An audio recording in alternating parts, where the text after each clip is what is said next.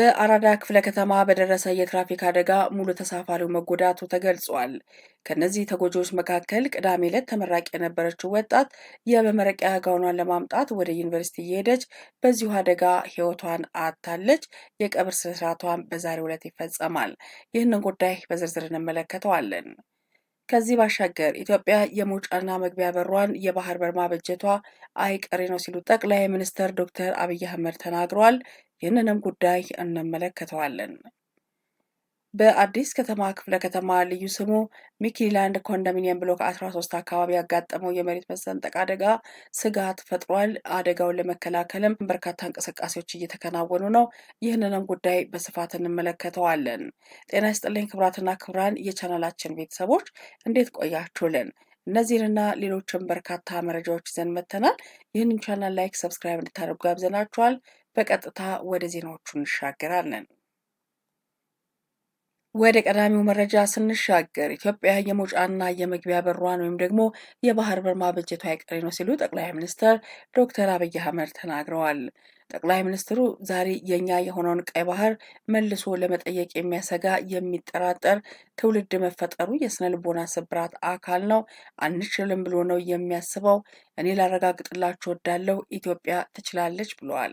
የዛሬ 155 ዓመት ስዊዝ ካናል በጀግኖች ልጆቻቸው መስዋዕትነት ያሳኩ ሰዎች ዛሬ ፎይ ብለው በዓመት በትንሹ 10 ቢሊዮን ገቢ ያገኛሉ።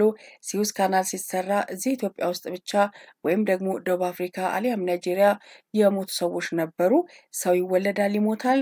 ታሪክ ግን የላቸውም። ስዊዝ ካናል ሲሰራ የሰሩ ባህሩ ምክንያት፣ በምግብ እጥረት ምክንያት፣ በመድኃኒት እጥረት ምክንያት የሞቱ ሰዎች ዛሬም ታሪካቸው ከየሆኑ ሲሉ ገልጸዋል።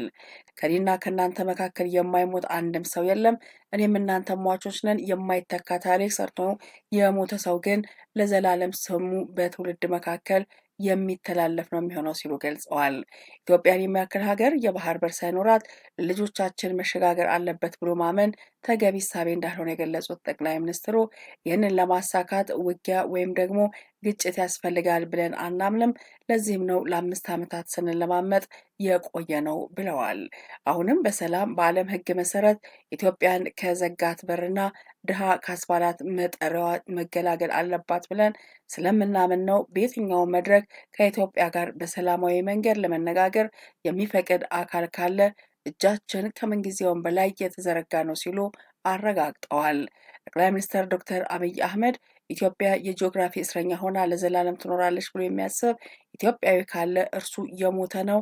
ሰላም ታስቀድማለች፣ ድህነትን ትፋለማለች፣ መውጫ መግቢያ በሯን ታበጃለች። ይህ አይቀሬ ጉዳይ መሆኑን ተገንዝበን ወንድም እህቶቻችን በፈጠነ ጊዜ ለድርድር ራሳቸውን ዝግጁ ማድረግ አለባቸው ሲሉ መልእክታቸውን አስተላልፈዋል። ወደ ቀጣዩ መረጃ ስንሻገር ኢትዮጵያ የአረብ ሊግ አባል ብትሆን በርካታ ጥቅሞችን በአባልነት ልታገኝ እንደምትችል በሕዝብ ተወካዮች ምክር ቤት የውጭ ግንኙነትና የሰላም ጉዳዮች ቋሚ ኮሚቴ አባል አምባሳደር ዲና ሙፍቲ ተናገሩ። አብዛኞቹ ጎረቤት ሀገሮች የዚህ ማህበር አባል እስከሆኑ ድረስ እኛ የዚህ ማህበር አባል መሆን አለብን ያሉት አምባሳደሩ አባል ብንሆን እንደ ማህበር ከዚያ የምናገኘው ጥቅም ማግኘት ይቻላል። በአባላት ደረጃ ከብዙ አባል ሀገራት ጋር ያለን ግንኙነት ጠንካራ ስለሆነ ይቀበሉናል ብለን ተስፋ እናደርጋለን ሲሉ ነው የተናገሩት። በአዲስ አበባ ከተማ አራዳ ክፍለ ከተማ ወረዳ 6 በደረሰ የትራፊክ አደጋ እስካሁን ባለው መረጃ የአንዲት ወጣት ሕይወት ማለፉንና አንድ ሚኒባስ ሊይዘው የሚችላቸው ተሳፋሪዎች ጉዳት መድረሱን የአዲስ አበባ ፖሊስ ኮሚሽን ገልጿል። አደጋው የተከሰተው የጉዞ አቅጣጫውን ከሽሮ ሜዳ ወደ አፍንጮ በር እያደረገ ያለ ሚኒባስ ታክሲ አፍንጮ በር በሚገኘው 30 ሜትር በሚገመት የወንዝ ዳር ልማት ውስጥ በመግባቱ መሆኑን አስረድተዋል። ኮማንደር ማርቆስ ታደሰ እንዳሉት ከሆነ አደጋው የደረሰው መስከረም 7 ቀን 2018 ዓ.ም ሲሆን የተጎጂዎቹ ብዛት ለጊዜው ባይታወቅም በሚኒባስ ታክሲ ውስጥ የነበሩ ሙሉ ሰዎች ተጎድተዋል ብለዋል። ከነዚህ መካከል ቅዳሜ ተመራቂ የነበረችው ብሩክታዊት አሸናፊ የመመረቂያ ጋውኗን ለማምጣት እንደወጣች ቀርታለች። የቀብር ስነ ስርዓቷን በዛሬው ዕለት ይፈጸማል። ለቤተሰቦቿ ለወዳጅ ዘመዶቿ ሁሉ መጽናናትንም እንመኛለን ብለዋል። ከዚሁ ጋር በተያያዘ ኢብሳ ጉተማ የተባለው ታዋቂው ቲክቶከርም እንዲሁ ከሰዓታት በፊት የሰራው ቪዲዮ በቲክቶክ ገጹ ላይ ለቆ ወደ አዳማ እየሄደ በሚያሳዝን ሁኔታ እንዲሁ በመኪና አደጋ ሕይወቱ ማለፉ ተገልጿል። በኢትዮጵያ በየቀኑ በአማካይ 45 ሰዎች የትራፊክ አደጋ እንደሚደርስባቸውም ይታወቃል። በኢትዮጵያ በየቀኑ በአማካይ 14 ሰዎች በትራፊክ አደጋ ምክንያት ሕይወታቸውን እንደሚያጡና 31 ያህሉ ደግሞ ለከባድና ቀላል የአካል ጉዳት እንደሚዳረጉ ከመንገድ ትራፊክ ደህንነት ቢሮ የተገኘው መረጃ ማመላከቱ ይታወሳል። በአገሪቱ ከሚከሰቱ የትራፊክ አደጋዎች መካከል 70 በመቶ የሚሆኑት ምቹ በሆኑ መንገዶች ላይ የሚከሰቱ መሆናቸውን መረጃዎች ያሳያሉ። ከሚደርሱት አደጋዎች መካከል ከ85 በመቶ በላይ በአሽከርካሪዎች ስህተት የሚያጋጥሙ ሲሆን ቀሪው በተሽከርካሪ የቴክኒክ ብቃት ጉድለትና በእግረኞች ችግር የሚያጋጥሙ መሆናቸውን በጥናት ተረጋግጧል። በመንገድ ችግር የሚከሰቱ የትራፊክ አደጋዎች ከ1 በመቶ በታች መሆናቸው ነው የተገለጸው።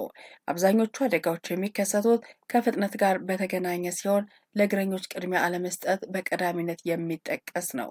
ቸልተኝነት ከአሽከርካሪዎች ባህሪ ጋር ተያይዞ የሚጠቀስ ችግር ሲሆን ይህም በሌሊት መጓዝን፣ በፍጥነት ማሽከርከርን፣ ጠጥቶ ማሽከርከርን፣ ቅድሚያ አለመስጠትን እንደሚያካትት ጥናቱ አመላክቷል። አሽከርካሪዎች፣ አሰልጣኞች ተቋማት፣ እግረኞች፣ የትራፊክ ፖሊስ አባላትና የሚመለከታቸው አካላት ሁሉ ለለውጥ መስራት እንዳለባቸውም ተጠቁሟል። እንግዲህ በአደጋው በተለይም አንድ ሚኒባስ ውስጥ የነበሩ ሙሉ ሰዎች ናቸው ጉዳት የደረሰባቸው። አንደኛዋ ግን በሚያሳዝን ሁኔታ እንግዲህ 4 እና 5 ዓመታትን ተምራ መመረቂያዋ 2 ቀን ሲቀረው ጋውን ለማምጣት በሄደችበት ነው በዚያው የቀረችው። በድጋሚ ለቤተሰቦቿ ለወዳጅ ዘመዶቿ ሁሉ መጽናናት እንመኛለን። ወደ ቀጣዩ መረጃ ስንሻገር በአዲስ ከተማ ክፍለ ከተማ ልዩ ስሙ ሚኪላንድ ኮንዶሚኒየም ብሎክ 13 አካባቢ ያጋጠመው የመሬት መሰንጠቅ ተከትሎ በምክትል ከንቲባ ማዕረግ የአዲስ አበባ ከተማ ዋና ስራ አስኪያጅ ኢንጂነር ወንድሙ ማብራሪያ ሰጥተዋል። ያጋጠመው አደጋ በነዋሪዎች ላይ የከፋ ጉዳት እንዳያስከትል የተሰሩ የቅድመ አደጋ ጥንቃቄ ስራዎችና በአደጋው አጠቃላይ ሁኔታ ስራ አስኪያጁ የሰጡትን ምላሽ አድምጠን ተመልሰን እንገናኝ። ከሰው እንቅስቃሴ የጸዳ የማድረግ ፕሮፐር የሆነ ቬጂቴሽን ካቨር እንዲኖር የማድረግ ስራ ካልሰራን በስተቀር የአደጋ ስጋቱ በጣም በከፍተኛ ሁኔታ እየጨመረ ይሄዳል የሚል ሪኮሜንዴሽን ነው የሰጡት። ከነገ ጀምሮ መሰረታዊ የሆነ ለውጥ የሚያመጣ እንቅስቃሴ የምንጀምር መሆኑን ነው ማንሳት። እንግዲህ አደጋው ሚኪላንድ ኮንዶሚኒየም ብሎክ 13 ጋር ብቻ አይደለም፣ አብሮት አጀሰንት ያለ ሌላ ሚኪላንድ የመጀመሪያና መካከለኛ ደረጃ ትምህርት ቤት አጥርም እንደዚህ በተመሳሳይ መልኩ በተወሰኑ ጉዳት የደረሰበት አይነት ሁኔታ አለ። ወረዳ 14 ውስጥም እንደዚህ በተመሳሳይ መልኩ አንድ ቤተ እምነት ግቢ ውስጥ ያለ የመዋለ ህጻናትና መጸዳጃ ቤት ላይ የደረሰ ጉዳት አለ። ምልክት ማሳየት የጀመረው ነሐሴ 15 አካባቢ ነው። እንግዲህ መጀመሪያ ሲጀምር የነበረው የመሬት መሰንጠቅ ነበረ የነበረው።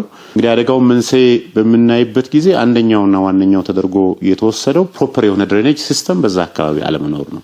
አፈሩ በጣም ከፍተኛ የውሃ መጠን በሚይዝበት ጊዜ ልል የመሆንና ከታች ያለውም ስትራታ በተመሳሳይ መልኩ ዊክ በመሆኑ ምክንያት ወደ መስመጥ ከዛም ነው በታችኛው የወንዙ ክፍል ደግሞ የመሸርሸር አደጋ እና ስላይድ ማድረግ አደጋ እንደደረሰ ማየት ችለናል። በጊዜያዊነት ከቤት ውስጥ እንዲወጡና እንዲታሸግ ማድረግ ስራ ከዛም ባለፈ ደግሞ በዛ አካባቢ የሰዎችና የተሽከርካሪዎች እንቅስቃሴ እንዳይኖር ቦታውን ኮርዶን ማድረግና ከእንቅስቃሴ መከልከል ስራ ሰርተናል። የዘላቂ መፍትሄ ተደርጎ የሚወሰደው ደግሞ እንግዲህ ወንዙን ከላይኛው ተፋሰስ ጀምሮ በደንብ ፕሮፐርሊ በሪቴኒንግ ዎልስ በጋቢዮኖች በደንብ ፕሮፐርሊ ሪቴን ማድረግ ከሰው እንቅስቃሴ የጸዳ ማድረግ ፕሮፐር የሆነ ቬጂቴሽን ካቨር እንዲኖር የማድረግ ስራ ካልሰራን በስተቀር የአደጋ ስጋቱ በጣም በከፍተኛ ሁኔታ እየጨመረ ይሄዳል የሚል ሪኮሜንዴሽን ነው የሰጡት።